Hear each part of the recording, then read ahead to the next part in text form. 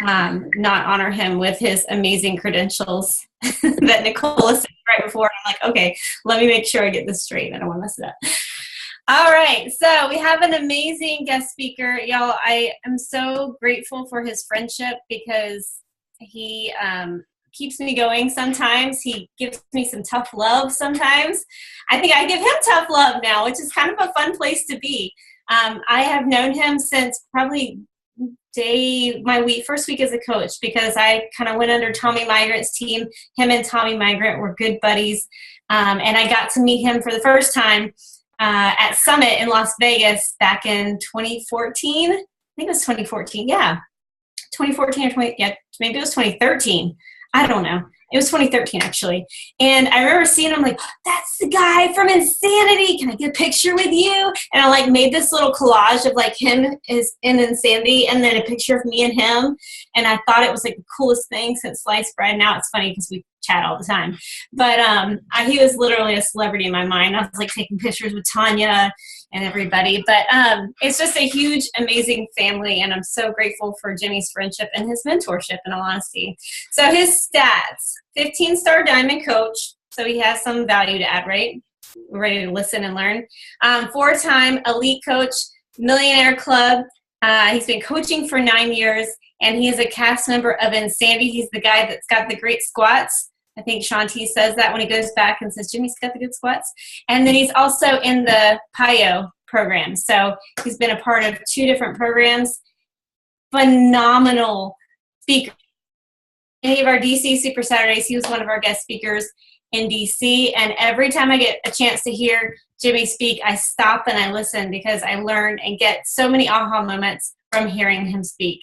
So I'm excited to give you the floor, Jimmy. You guys, if you have no questions, write them down either in the chat or on a piece of paper, and we can go over those at the end.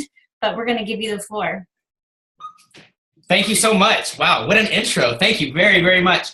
Everybody hear me? Do I get nods? Awesome. Cool. I want to tell you a little story. So when I was in, I think it was like the 1st grade, my elementary school, like the entire elementary school, 1st through 6th grade, we're doing a Christmas play. And every class got a different assignment. And our class got a musical number. And the musical number was called Too Fat for the Chimney. And it was about Santa Claus. To give you a little bit about my childhood is I was a very rotund child. Somewhere along the way, my parents got divorced at a pretty young age, and pretty nasty custody battle, and really got bounced between families. And somewhere one of the summers, I think it was just the stress of being a part of that. If you've ever been a part of a custody battle or trying to keep 2 families happy, specifically as a 4 or 5-year-old, one summer I put on 30 pounds. And ever since then, I was a heavy kid. So right about, till 5 or 6, I probably looked a lot like my son does, put on 30 pounds, going into elementary school, which that's all you want to be is the fat kid in class. And so Too Fat for the Chimney, I'm just assuming I'm going to be Santa Claus because that makes sense. I'm the biggest kid in the class. Wrong. My buddy Justin Martin, the skinniest kid in the class, was chosen to be Santa Claus, and they wrapped pillows around him, and all my other friends got picked to be like aerobics instructors, and I'm probably aging myself here, but like Jane Fonda, headband, leg warmers, the whole 9. Does anybody remember that a little bit? Okay, thank you. I don't think this is blank stares. So they all get to this great dance number around Santa Claus, helping Santa Claus lose weight. Yours truly does not get to be upstage, a part of the fun little dance number with all their friends. I am put in head-to-toe feety pajamas, like the old school feety pajamas with like the drop bottom where your butt can hang out. Like my grandmother made these for me with the stocking cap, pushed to the edge of the stage and was told or had to learn and sing a solo called Too Fat for the Chimney to the rest of the school, meaning the 2nd, 3rd, 4th, 5th, 6th graders, the big kids. Terrifying, right? That day, I was introduced to the greatest addiction of my life, which was basically being in front of people, performing, and getting some kind of emotional response from an audience. However, if you've ever had that moment in your life when you realize what you're designed for and realize all the reasons you can't do it also. For me, my gift was supposed to be in front of people to entertain, and I hated the shell that I was in, right? I was in this body that I was uncomfortable with. I was so self-conscious. I didn't have any self-confidence at all. Yet I felt like this is what I was designed to do. I know this is where my gifting is. And so that started a journey, a very angst-filled journey throughout, elementary school, junior high, high school, a feeling that I was gifted to be in front of people, to be on a stage, and really dreading that because I had no self-confidence. Shoulders always slumped, very ashamed of my body, felt awkward, had this home life where I felt pulled between two families and didn't really feel safe all the time. Not that there was any abuse or anything, but didn't have a place that was my own. If you ever felt pulled between two families, I don't know if you can relate with that at all, but that's where I was. And that led me to, I really didn't start doing any of my first acting or anything until my senior year of high school. I did my first musical, and I thought, this is what I want to do with my life. Again, I felt like I had a gift. I felt like I had a purpose in life, but I felt like there were all these barriers and excuses and reasons why I couldn't be successful. These built-in excuses why it was going to be easy for me to never reach my potential, because I had this resume already done that said, I'm too fat, I'm too awkward, my family life is this, we don't have money to get me to school, right? Like I knew exactly where I wanted to go study. I'd done my research, and my parents were like, we can't even afford for you to go audition for these schools. So I ended up going to a 2-year school here in Dallas, Texas, where I live now, and really just, again, struggling. I saw other kids whose parents were paying for their school, that school and theater and performing was their sole concentration, right? They had nothing else to focus on. Where me, I'm holding down 2 jobs. I'm driving like an hour and a half to get to school, back from school, sitting in traffic. Of course my grades suck. Of course I'm not very good in class right now. Of course I didn't get cast as the lead in the play. Just excuse after excuse. And I got really good at pointing at other people and blaming them for why I wasn't succeeding. And the exact same opportunity everybody else had, right? Everybody else in my school had the same teachers, had the same opportunity, but I felt justified saying, well, of course they're ahead of me, because let me show you my excuse resume. I didn't think of it as excuses. I called them reasons, right? So fast forward, I tried to go to school there. I spent a little time at the University of Oklahoma. I got a theater scholarship, but I paid for books, still couldn't afford to live. Ran off, decided to work at Disney World for 2 years. Did that. That's a whole different story and a whole different call when I have more time with you guys. But went back to a different school there in Rollins College, right outside of Orlando, Florida. Same thing. Like every time I was in a situation where I was blaming other people, I thought, if I just change my surroundings, I'll fix everything. So I was really good at, this is uncomfortable, I'm going to run. I'm going to, and then I get to the next spot, and lo and behold, 6 months later, I have the same problems. Oh, their fault, their fault, their fault, their fault, pick up, run. Go to Oklahoma, go to Florida, spent some time in LA. But it was really funny how the exact same issues kept coming up over and over and over again, which there was one variable that was in common with all these places, which was me. So fast forward, I find myself 100 pounds overweight, by this time a 3-time college dropout, living back at home with my parents in my early 20s. And really had given up. I got to just what I call survival mode, right? Like just the same day. It was Groundhog's Day, the same day, the same day, the same day, over and over and over again.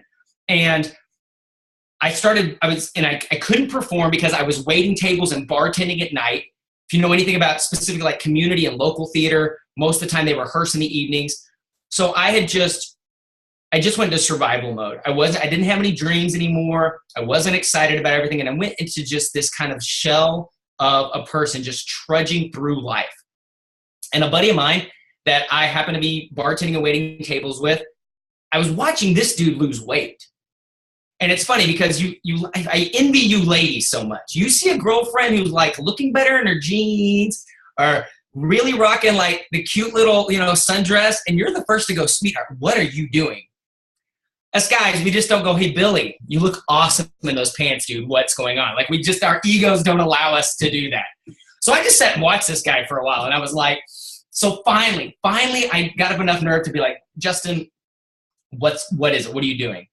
And he told me, he literally was like, I'm doing DVDs. And he couldn't get the D's out of his mouth. And I'm like, again, 2 Jane Fonda references in one call. I was like, I'm not doing your Jane Fonda DVDs.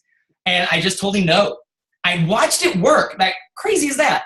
You watch something that's working for somebody else. You ask them what they're doing, and yet you still find a reason that's not the real reason. They're not telling me something. There's some other super secret that they're not telling me. Everybody's in on this joke in life except me, because I'm the fat, awkward kid from the broken home who doesn't have money, who's maxed out 3 cards by now.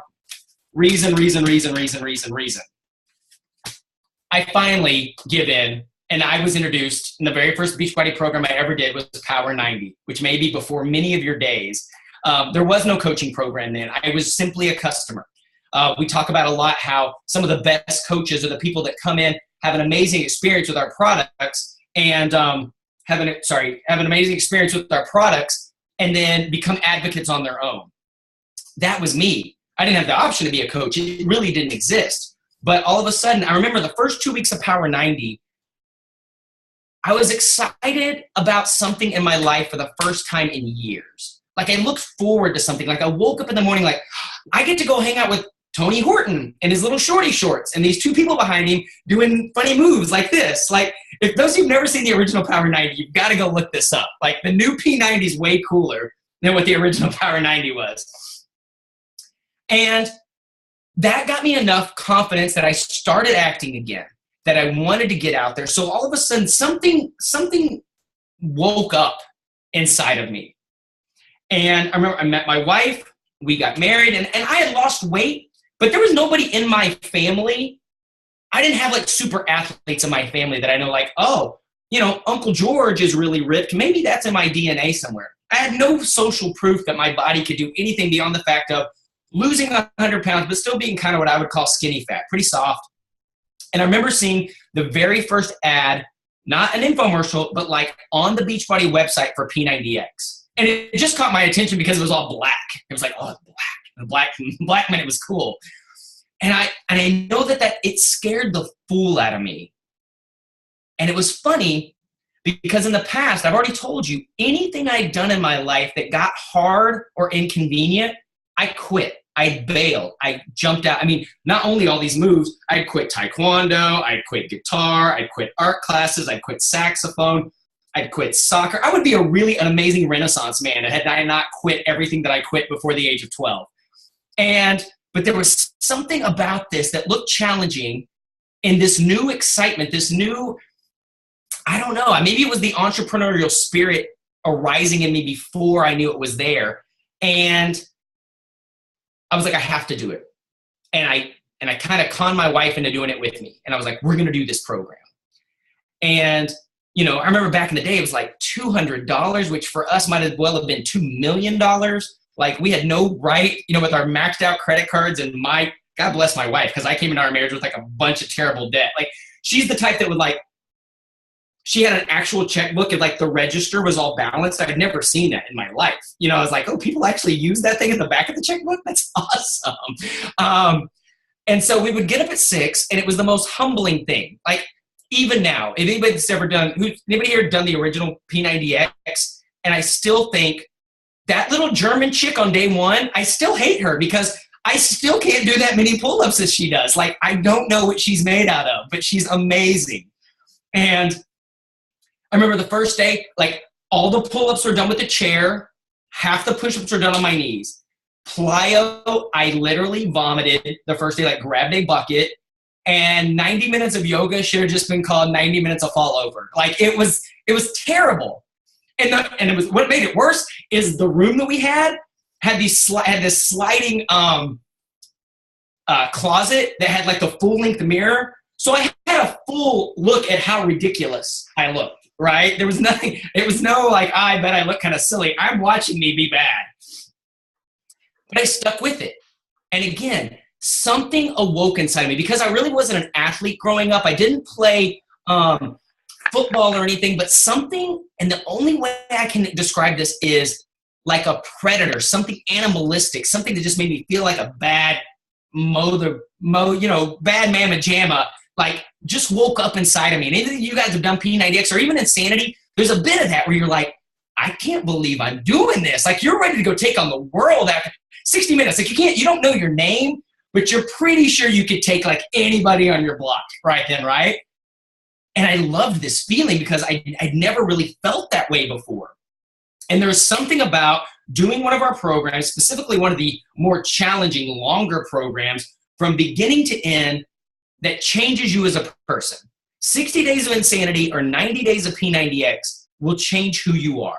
If you've only ever done 21-day fix, or and all these programs are great. I'm just telling you that if you ever just want to go reach your full potential or see what you're made of, go and do one of the original programs, because there's just something about them that will test your muster. It will beg you to quit. And I don't know why I didn't, right? I have my resume of quitter. That's how I labeled myself. That's a story I told myself in my head. So how did that parlay into life? Well, into life, I started doing these programs. I started gaining this animal, this predatory, attacking, ferocious animal woke up in me. And so that like played off in my acting career. I went from like the goofy sidekick characters to playing these leading men and doing these musicals. And all of a sudden I had a few people whispering to me like, hey, Jimmy, why aren't you in New York City? And I'm like, I don't know. And it was almost like this when I look back on it. I was waiting for permission for somebody to tell me I was good enough to go do that. Not like, oh, this is my dream. It was like I was waiting for somebody to validate me, or waiting for somebody to tell me it was my turn for success. You ever do that? Like you think, oh, I'm going to sit back here in the back and I'm going to wait for somebody to say, it's your turn to be great. It's your turn to take the stage. It's okay for you to step out. And I realized, oh, I don't know. I don't know why I haven't tried this, or I haven't thought about that. And I brought it up to my wife, to which security is a super big deal for her. So that kind of threw her for a loop. But God bless her. It was funny. I was out of town doing a show when I brought it up. And I remember her starting to cry on the phone. Like, because again, she had this secure job. I was still waiting tables. Like, she was the breadwinner at the beginning of our relationship. But by the time I got home, I swear she had printed the internet and knew to a nickel, like what it would cost for us to live in New York City. And she's like, I'll do this with you. And we made a deal that we went there. We lived in a basement. Not like, ooh, a trendy basement apartment. Like, I lived in somebody's basement with concrete floors with a ceiling I could touch. And I'm only 5'8.5", 5'9" on my resume, and I lie. And the window was the window like you see in like, have you ever used to watch like Cheers, like the old TV show Cheers? Whereas like the window where you just see people's feet go by, that was like my first apartment there. But this was the deal we had. Kelly went and got a job as executive assistant as a hedge fund. And my job was to pursue my career, was to pursue my dream as an actor in New York City. And so I looked at it as wow, after all of this that you've heard, after the kid in first grade who had a dream, but he came from the broken family, and he was 100 pounds overweight, and he kept quitting things, and like excuse after excuse, and the kid that ran everything, all of a sudden, for whatever reason, like God showed favor on me and said, after all of that, I've introduced you to this program, these programs that have awakened something new in you to see your full potential, and I'm going to give you the opportunity to take hold of this dream. So what I did is I'm like, okay, and I found a woman that was like willing to sacrifice for me to help me pursue what it was I wanted to pursue. So I wasn't going to half work this thing at all, right? So I would get up at 5 a.m. in my basement apartment and do, at that time, it was either P90X or, yes, I even did Turbo Jam. Thank you very much. I would do that in the mornings. I would get ready. That way I could grab the subway, be in Manhattan, and in line outside, 9 times out of 10 in the snow, outside of the Equity Building before 8 o'clock. Why is that? Because at the Equity Building, the way it would work, the Equity Building is the Stage Actors Union. This is where all the auditions would happen. if you, like when they would open the doors, you would go in and you'd go to a table and you would sign up for an audition slot. There were only so many slots in the day. So if you weren't there first thing in the morning and you tried to come in the office, they would go, sorry, slots are filled up. And I knew that Kelly was offered a job she didn't necessarily love all day long, that I couldn't look her in the eye when she came home and say, how did it go? And go, oh, I got there late. I didn't get an audition today. Right? Everything is set up for me to have this opportunity. So I said, you know what? I never got to finish college. New York City is going to be my master's program.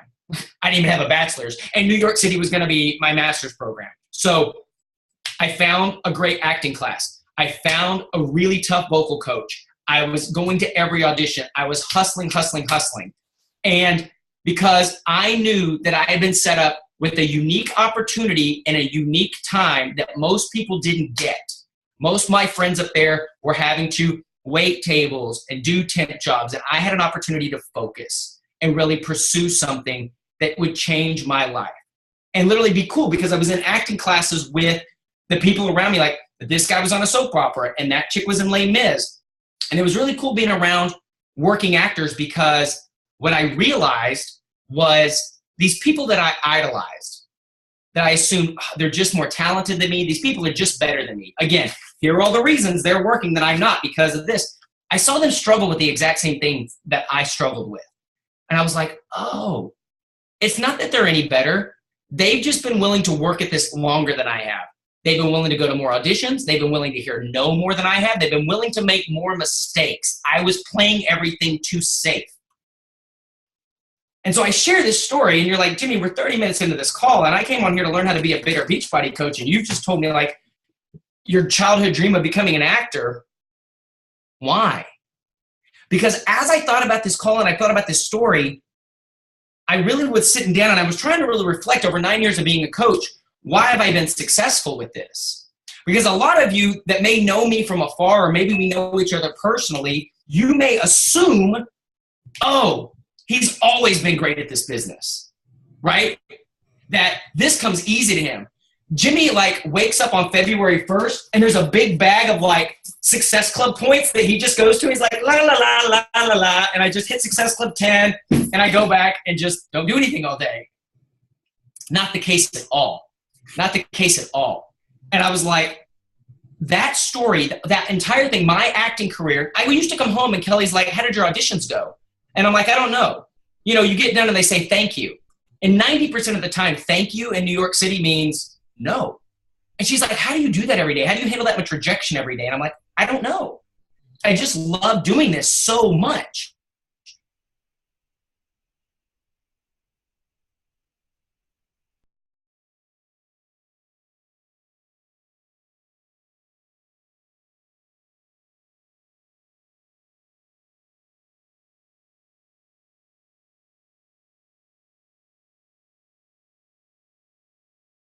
Realize the opportunity you're sitting on right now. Let's just think about this. And I spent last week with Bo Easton, and I also saw a video of of Gary Vaynerchuk saying this. So let's just start with the fact that you're a human being, right? You're not a tree, you're not a dog, you're not a cat. You probably heard the whole like 400 million to 1. That was your odds of like, you know, you being you and DNA wise, and the whole birds and the bees situation, right? 400 million to 1, you won that race, and you are here. Number one, you're a human being that happens to live in the United States or Canada. You don't live in Mexico, you don't live in the UK, you don't live in Asia, you don't live in Australia, you live here. You know how many people I get messaging me a day from other countries going, I wish I could do what you do. I love these programs. I would talk to everybody every day passionately. I have a laundry list of them, right? And most of you have probably talked to those people, and the way you probably look at it is, I would be further along in my business if I could sign the person from Mexico. Not, I'm going to go talk to more people that can actually say yes or no to this opportunity. So that's number two. So you're a human. You live here. My phone's over here, but you live in a time where you and I are having a chit chat, and you're not in my house. We're not at a network marketing meeting in a hotel room. We're not setting up at a Starbucks, right? you have a little device that most of you, I've seen you take like 8 pictures, or I'm on somebody's Snapchat right now or something like this, that gives you access to anybody, anytime, anywhere. What if you had signed up for, network marketing in the 80s in Amway, when you had like cassette tapes, and because my dad did it, cassette tapes that you would get and mail out, and you'd have to go to, drag people to a hotel meeting, not sit on a Zoom or check on my coach sneak peek or look at this cool video I made on YouTube, or like, can I copy and paste and send a link because you're so scared that somebody's going to freak out and say no about your link. Try getting somebody to a hotel. You want to know what I did early on? And I know I look young, but I'm about to be your grandpa for a second. I'm about to tell you how I used to walk up the hill both ways in the snow to get to school. So just prep yourself. In New York City, on Tuesdays, I would rent a dance space at Ripley Greer Studios. I would go to my auditions. I would go back. I would take the train back to Queens where I was living, and I would put together, those big bags, like the big IKEA bags, the big blue ones that you get sometimes, you know what I'm talking about? Okay, I see some nods. So it was basically a bag like that had a projector and every program and every supplement that we had. Pack all that in on my back, take the train back to New York City to set up a business opportunity meeting inside this, paying for this dance space, to have 1 to no people show up, and literally have my wife and my best friend watch me do the same presentation to myself every week.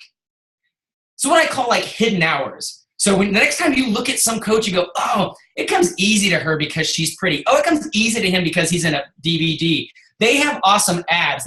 Whatever your list of reasons that somebody else, you have no clue what their hidden hours are. You see the social media version. That's somebody's highlight reel, right? It drives me nuts when people go, man, Jimmy, you're lucky. You're really good at talking to people. Like, talking on stage is easy for you. I take that as a compliment because I feel like it's somebody trying to tell me that I do a good job speaking. But those same people don't know that I used to literally have a physical tic that made my legs shake when I would get on stage in front of people. My first few auditions ever, like literally my body would shake. It was hidden hours. And so many people aren't willing to put in the hidden hours in this business to really see the opportunity that's sitting in front of you and grasp it by the throat. That may seem a little like aggressive, but I'm going to go back to this thing that awoken inside me, because I had been in jobs that at the end they're like, oh, here's your 1% raise, or your 0.5% raise, or your no raise, or can you work more hours, or driving 2 hours to a job, or this was the only thing where I controlled how much effort went in and how much I was willing to hustle my face off to change lives of the people around me. And think about this for just a second as we're talking about, are you taking advantage of the opportunity that you're sitting on? You're associated with a company that has brand names, right? You're not having to try to explain to somebody what your magic juice is. You're not trying to explain to somebody something they don't know. You could literally wear a product of ours to the grocery store and somebody's going to go, hey, I did that program. So number one, you're basically lined up. If there was an Apple of network marketing or a Nike, you're associated with that brand, right? That now allows you to stream all these amazing programs. Not some faceless thing. I mean, there's other online things, but nobody knows those trainers, right? Like name brand things. Like you're sitting on top of that. You're sitting in a team with an individual who knows she has the results. I know how hard she works. And you have access to this, and I'm probably going to bet you don't take advantage of it. You have access to things like Google and YouTube where literally if you wanted to, you could get every question you've ever had about marketing, handling objections, how to create duplication, how to start somebody better at your fingertips. But you wait for somebody else to come feed you. You wait for somebody instead of going, cool, how do I be proactive about this? The one thing, and right now, answer this question. Like, hopefully you're taking notes because smart people take notes. Answer this question. The one thing, if you could come to me and say, Jimmy, fix this one thing in my business, and you know that I would move the needle the most, what would that be? Stick it in the chat if you wanted to. Like, what would it be? Is it handling objections? Is it inviting? Is it duplication? Is it marketing? Is it, I don't know what it is. Everybody, so Courtney says the invite. Cool. All I know is that if I went to YouTube and put in Beachbody Coach invite, I may see an entire series from my friend Tommy Migrant talking about the 5-step invitation process that to this day is still the bee's knees, end all, be all. Like, it still rocks. Handling objections. I bet I could also go to YouTube and put in handling objections, network marketing, handling objections, health and fitness. And I bet I could find a podcast, or I bet I could find, and so it's like, are you your own boss or not? You didn't sign up for this to have a boss. You signed up for this because you wanted to do something where you didn't have a boss. Jatana's not your boss. She doesn't want to be your boss. She's got children and a husband to be a boss of. Like, she's got other things to do. She loves you desperately. But you have an opportunity, and I see too many people not take it. Like, it was almost better when there wasn't as much information. Because the other side of that is, well, Jimmy, I worked my business today. I watched 8 hours of YouTube videos. I love you, but that's not working your business. That's like getting drunk on knowledge. But knowledge without action is just, it's fruitless, right? And so one thing that has worked really well for me in my career is learn something and go screw it up as fast as I can. What do I mean by that? Go throw it against the wall and just not be scared if I fail. And if I can back up a little bit in my story, I don't think I made this decision initially, or it was a conscious decision when I signed up. But I didn't sign up to try this or to test it out or go, if I'm not making X amount of dollars in so many days, I quit. Because I fell in love with this community. This was a group of people that loved me and believed in me more than I did myself. And I really, when I look back on it, I really came with the attitude of, if I never make a dollar with this, I'm never leaving, because I'm a better person in this community than I am outside of it. Why would I ever leave? But so many of you are like, if this is the back door, right? If here's the back door and here's the exit door. You're working your business like this. You're hanging onto that exit door. You're just waiting for an excuse to open it and leave, right? Like, you're just waiting. And I'm going to tell you right now, because I love you and I'm just going to be honest with you, if you're working your business like this, go ahead. Just get out the door. Because all you're doing is waiting for an excuse. You're waiting for something to go wrong. You're waiting for something to justify, see, I knew this didn't work. And so many people come into this business with their hand on the exit door. I didn't build an exit door, right? I didn't build an exit door.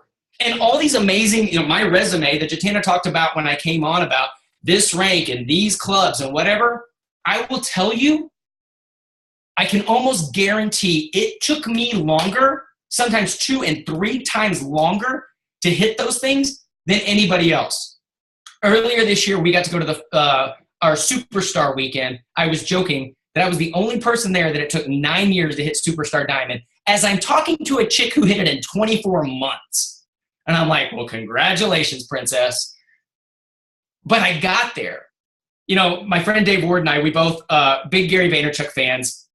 He spoke at our men's event last year, and he has a quote that I wish I'd have thought of, and I steal it all the time because I am a tortoise disguised as a hare.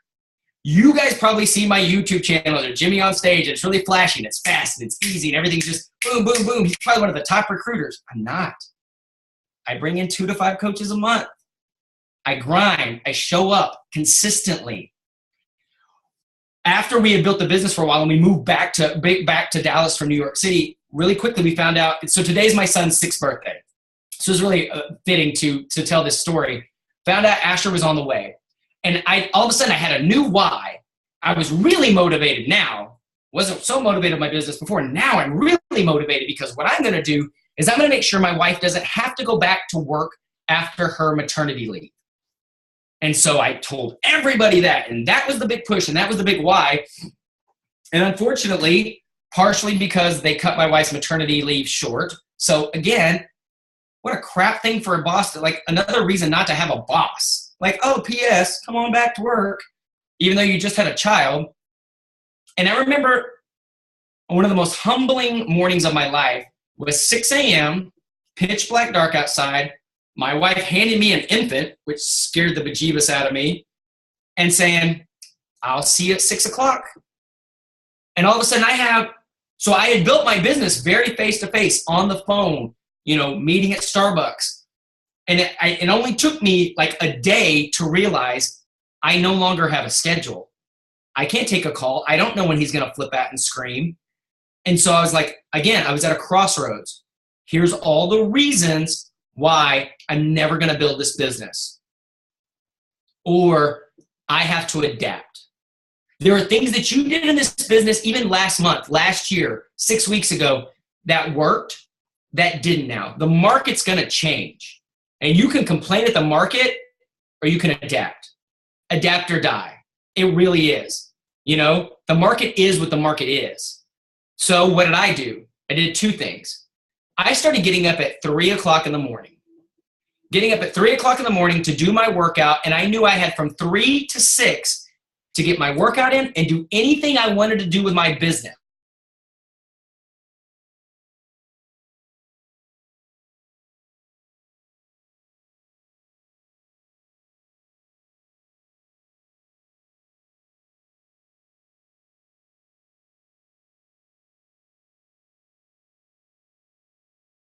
To learn how to build a WordPress site. And I started sending emails and finding other ways. I'm like, how can I build this business if I know I can no longer schedule a call? Because it was so unprofessional. Literally, he would be an angel till the moment it was time for the call. Anybody ever feel that with your children in the house? Yes, absolutely. Anybody with a child? Yes, I see lots of nods. So I was like, okay, so I adapt. Do I really want to do this? Do I really want to bring my wife home from the job that she hates? Do I really want us? And I forgot to mention that we had been $60,000 in debt. My wife got a bonus. We kind of got out of it. And then I got us right back in that much debt in a year. So I felt really, really responsible. And I was like, okay, this is on me. And I got tired of being the guy with the excuses. I got tired of being the guy that quit things when things got tough. And so I was like, okay, what can I control? I can control when I get up in the morning. I can control getting up at 3, working out, and getting everything. And so if I got any other business done the rest of the day, it was bonus. Because it was also important to me to be a very present dad to an infant. I did my best to try to do a call I was like, mm-mm. And so then I would just work in the pockets when he would sleep after that. People look at my schedule now and they still think I'm crazy. Jatan and I've had this conversation a lot. Like, why do you get up at 4:45 in the morning? It's because for me, if I share my morning schedule with you guys, would that be helpful? Would that be something y'all would write down and take value? You could roll your eyes and say, Jimmy, you're crazy. I'm never going to do that. But I'll share it with you. And no, I already told you, my history is as a bartender, as a theater person. I'm a night owl by trade. When people are like, my body clock just doesn't do that. You can change it. It's another excuse. Again, Jim Rohn talks about if you have the knowledge and you have the opportunity and you still haven't done something, you just don't have enough reasons yet. You think you do, but sometimes you got to be backed into the corner till you're willing to come out swinging, right?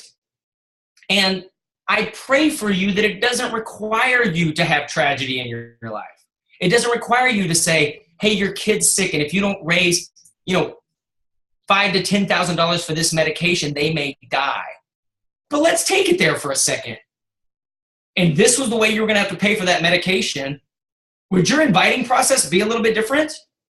Or for those of you that said, inviting is really tough for me, I'm not sure how to do it, would you research your face off until you knew how to do that better? Or your child doesn't survive? And I know this isn't always fair because I used to get these analogies told to me before I was a parent. I was like, oh, that seems terrible. And then when I'm a parent, I'm like, you say anything about if your kids, I'm tearing off faces. I really am, So my schedule, I realized as I study successful people.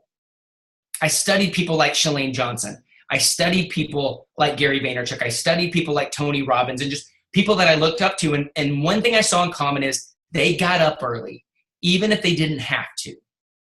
Right? Again, I told you I don't want a boss. You would think like, Jimmy, didn't you do this so you can like kill your alarm and you can wake up whenever? Yep. And I don't get jack done if I'm rolling to bed at 9 because I'm just kind of lethargic the whole day. So I don't even tell you how long I've been doing my current routine.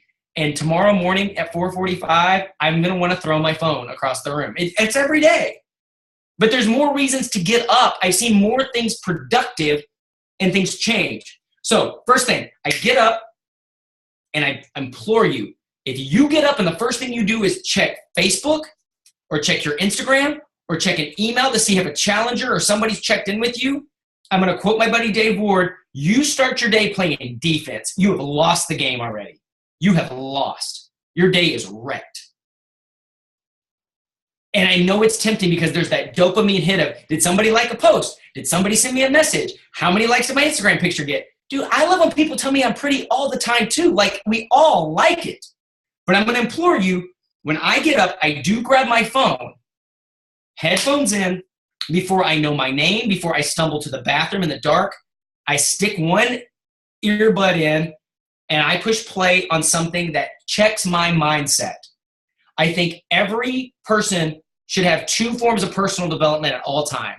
One for your mindset and one for your skill set. I'm going to take a break real quick. I'm going to explain what that means. I work harder on my health and fitness now than I did when I was 100 pounds overweight. I work harder on my business now than I did as a new coach, which I think a lot of people look at successful coaches and they think we all just put it on autopilot now and just, collect checks. There may be some coach that does that. That's not my world. The biggest battle I face every day is not with what food I eat. It's not if I do my workout. It's not inviting. It's not handling objections. It's the negative noise that attacks between my ears and the baggage of years of BS that follows all of us along. So I know my number one priority before I even know my name or my feet hit the ground is I have to attack my mind before my mind attacks me. So you pick what that is for you. I like putting on a YouTube video. I don't always watch it, but there's something about some people's like a podcast. I go to a video. Right now, my go-to for the longest time, even if you're not super spiritual, I think this guy like speaks to entrepreneurs. I pop on, I love Stephen Furtick. Stephen Furtick is a pastor of a church called Elevation Church out of North Carolina. And there was a brief time as a child that I thought I would go into the ministry, but they don't like you to use certain language, and therefore I don't think that I qualified. But I always think when I listen to Stephen, I'm like, if I ever would have become a pastor, I feel like our styles would have been similar. And so I go to the Elevation Church YouTube channel and Furtick, Furtick. Or just go to YouTube and look up Elevation Church. Pick any sermon. I'll rotate. Other things you can listen to if you're like, Jimmy, I'm just not really into the church thing at all. I totally get that. I really think you'll dig him even if you're not. But something like Zig Ziglar. Zig Ziglar's like listening to your grandpa. Like, you can't listen to Zig and not smile and feel better about yourself, right? Zig Ziglar, Jim Rohn, R-O-H-N. In fact, if you go to Spotify, for any of the music listeners, and put in Jim Rohn, you'll see Jim Rohn and Roy Smooth. And what it is Jim Rohn's speeches set to hip-hop beats. I'm a big fan. It's great workout music because you're getting in like your workouts. And Jatana, I will find something with country music to it, I swear for you. But so it's just something. Because what I realized is in the process of going to the bathroom, putting my contacts in, getting my Energize or E&E, my pre-workout together, before I even get to like my workout, there's 40 hidden minutes of my day, right? 40 hidden minutes of my day that there's personal development time. And a trap people fall into is they think personal development has to be, like you have to be focused and taking notes while you're listening. There's just as much power in passive personal development, specifically the mindset stuff. The skill set stuff, so what do I mean by skill set? So the other side of that is I'm exactly what I said before. I'm looking up something to teach me about email marketing, Facebook ads, handling objections. Like, what are the tools that you need to add to your tool belt to be a better entrepreneur, to be a better CEO, right? That's your skill set, personal development. That's the book you're reading about whatever. So does that make sense as far as mindset versus skill set? The skill set thing for me, so I wake up, mindset, get ready, workout, right? Take care of my body first. I can't take care of my customers, my challengers, my coaches, my family. I can't be the best me unless I take care of me first. Again, back in the day, that's why I had to wake up at 3. Because if I didn't take care of me and I'm just always like taking care of other people without ever refilling me, eventually that glass into like my Topo Chico bottle here, if I keep drinking out of this and never refill it, I can't fill anything with an empty bottle, right? You got to take the time, take care of yourself first. Those people that are all in your Facebook Messenger or all in your email, they can wait. You teach people how to respect your time. And if you're just on real time, if you're on call, if you're going to be an ER doctor, you didn't sign up to be an ER doctor. My stepbrother is one. It's a terrible life. I don't care how much money he makes. When that goes off and he's like, oh, sorry, kids, we're in the middle of your birthday party. I got to go fix somebody's knee or open a heart or whatever. Like, it stinks. And I had to teach my team and my customers and everybody else, you will hear from me within 24 hours and it will be okay. And a lot of times, you know what happens? They go use YouTube and Google and figure it out on their own. And it's great because I just empowered them to go do it on their own. And then I go, oh, that's so great. I couldn't wait to help you, but at least you found it. Thanks. And they're like, oh, no big deal. Right? So I get my workout in, and then after my workout, that's my skill set time. I go sit, have a cup of coffee, and I listen to that social media marketing podcast, or I listen to the, how to be more effective with Facebook Live, or whatever it is that you feel. That's the cool thing about this business. You get to execute how you want to execute. You don't have to do everything. You don't have to have a YouTube channel and be great on Facebook and no Snapchat and whatever. Like, pick something and go rock at it. Like, I was talking to a coach not long ago, and they're like, Jimmy, but you seem like you're everywhere. I'm like, yeah, I've had 9 years to go figure something out, master it, and then move on. I didn't try to go run 6 directions at once, because you know what that makes you? It makes you suck at 6 things, and it makes you tired in it and just frustrated.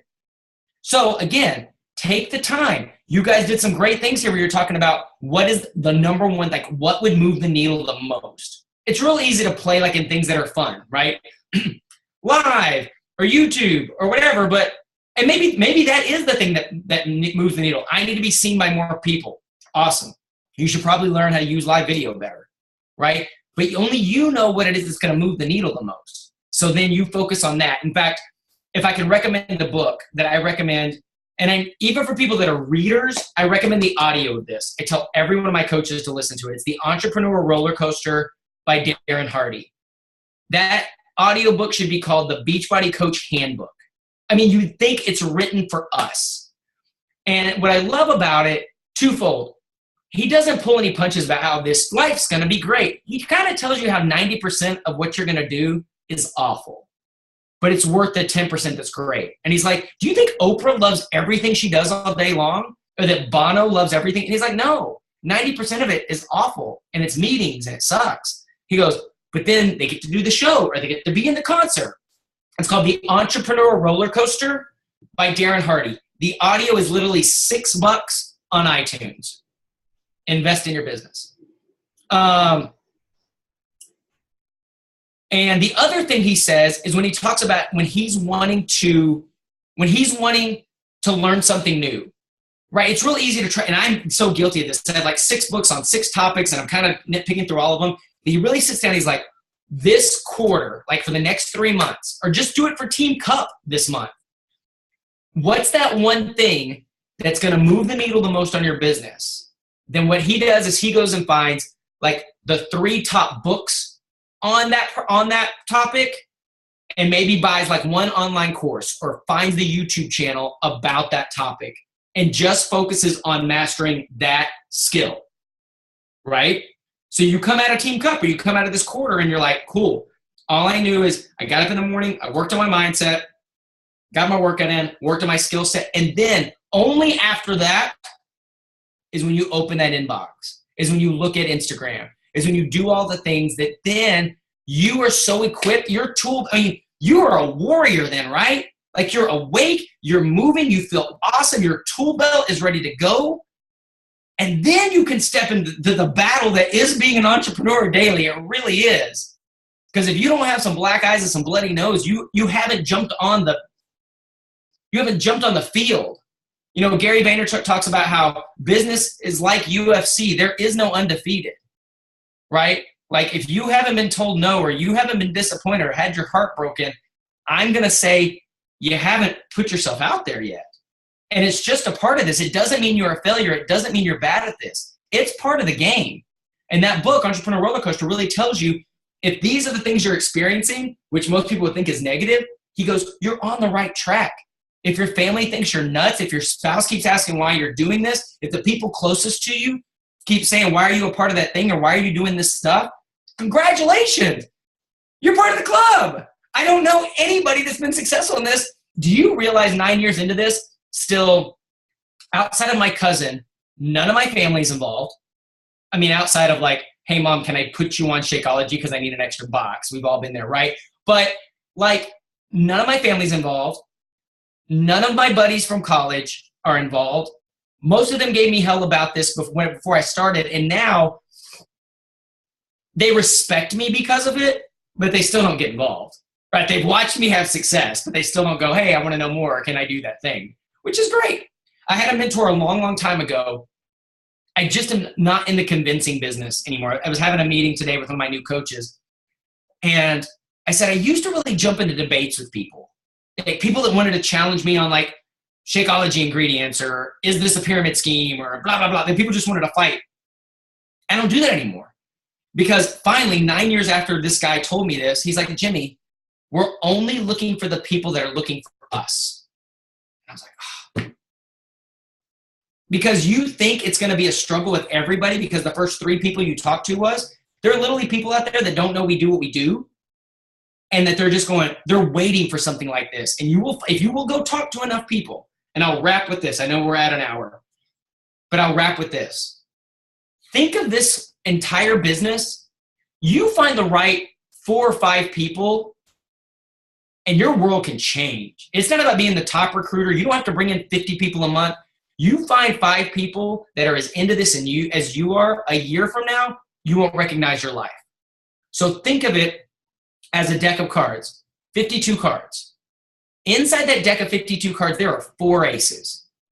Now, where those 4 aces are for Julie may be different than where those 4 aces are for Nicole. And if Julie's watching Nicole and Nicole hits 2 aces in her first 10, but Julie's gone through her first 10 cards, she's like, well, what am I doing wrong? Nicole I'm watching her. We started at the same time.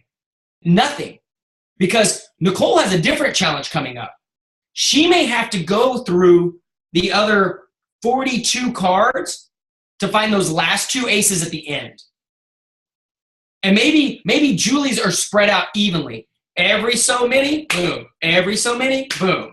In fact, I'll tell you, I'm more concerned about the coach that comes in this and kills it the first month because 9 times out of 10, they have no staying power because they don't stay coachable and they think, oh, I got this. In month 2, I literally had a coach come in and hit Success Club 100 her first month. 100. I know it's silly, Julie, right? Like it's just like, because she was an influencer. She already had an audience. But then when she had some people tell her no or not like take advantage of the business and stuff, she didn't have the staying power. Like she wasn't willing to stay coachable and get past what it was that she had weaknesses in. She was a great recruiter. She just didn't know how to lead. I could have helped her with that if she'd have stuck around, but she didn't, you know? And so think of this. Are you willing to turn over all 52 cards? And when you get to the end of those 52 and you found those 4 people, are you willing to grab the next deck of cards? The 4 are in there. I promise you they are. It's just a matter of turning over enough cards. And what I mean by that is literally giving people the opportunity to say yes or no. to this. That doesn't mean blasting something on your wall and say, well, 52 people liked it. I didn't count. It's literally establishing relationships and getting to the point where you're like, is this something you would like to do? Would you like to join my team? Have you ever thought about doing what I do? Whatever the way you present this is. And you go through that and you'll find your 4 aces. You just have to be willing to flip cards. So Jatana, I know this was a lot of stuff. I know we're at an hour. I know it's late on the East Coast. But I hope that this was valuable and it's something your team can totally run with during Team Cup. Oh my goodness, no, I could like keep listening, keep going. I know everybody's super pumped, and I love your analogies, the 52 cards. I've never even thought about it that way, but it's so true. So I hope that you guys had some aha moments on tonight's call. Jimmy, you're a rock star. You know, now this is why I snap him like every day. Hey Jimmy, hey Jimmy, I'm following you, Jimmy. What are you doing, Jimmy? Because he feeds my brain, and he always questions, Jatana, why are you working at like 2 p.m? Like, get it together, girl. So I appreciate you so much. Does anybody, without like going too long, have any quick questions based on what he spoke on? Not about objections or inviting. Because you can go Google that or YouTube it, right? Yes. And please go to my YouTube channel. I literally I'll have people, it's kind of like Jatana the same way, like orphan coaches, like, hey, I don't have support. Can you train me? And I was like, I make all my trainings public. So if you go to youtube.com/thecoachjimmy, please subscribe. I appreciate subscribers. But if I've said it or talked about it on stage, I annoyingly carry around a videographer with me all the time. So if I've said it, it's probably on that channel. I've had cameras in my faces on Success Club trips or leadership or something. Right. Oh yeah, I think you're on one of my videos that I talk about this business opportunity. I am. He's walking around leadership with a cameraman. He's like, so Jatana, can I interview you? And I'm like, oh my gosh, what's going on? Poor girl. I like hijacked her at like the pool, like trying to get something to drink. I'm like, hey, I need some stuff in this camera. Go. You're amazing. Thank you so much, Jimmy. Of course. If you guys could go subscribe to his YouTube channel, he puts a lot of work and effort. Amazing material on there. I am super excited about the mindset concept that you spoke on, because I don't do that. I always think of personal development as get my kids on the bus, sit down for 10 minutes, and do my reading. And I love the fact that you need to attack your mind before your mind attacks you. That's huge. So I want to encourage all of you guys to take that challenge. Don't look at your Facebook, don't look at your Instagram, or start, fiddling with whatever you've got going on in your day. Like, build something in your mind that's going to cause you to go in a positive direction rather than in a negative direction, because we know the world's ready to just totally devour and attack you. So love you guys. Thank you, Jimmy. Again, you're amazing. And y'all have an amazing night. Go rock it, guys. All right. Bye.